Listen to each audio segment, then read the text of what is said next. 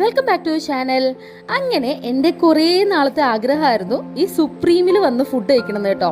ഇടയ്ക്കിടയ്ക്ക് ഓൺലൈനിൽ ഓർഡർ ചെയ്ത് കഴിക്കുന്നതല്ലാതെ ഫസ്റ്റ് ടൈമാണ് അവരുടെ റെസ്റ്റോറൻറ്റിൽ വന്ന് നമ്മൾ ഫുഡ് കഴിക്കുന്നത്.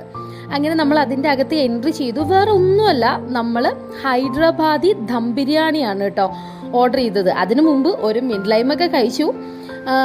അവസാനം ദം ബിരിയാണി വന്നു. ഭയങ്കര ഫ്ലേവർഫുൾ ആയിട്ടുള്ള അങ്ങനത്തെ ബിരിയാണി ഒന്നുമല്ല, ഒത്തിരി മസാലയൊന്നും ഇല്ലാത്ത ലോങ് റൈസിലുള്ള ബിരിയാണി ആയിരുന്നു കേട്ടോ.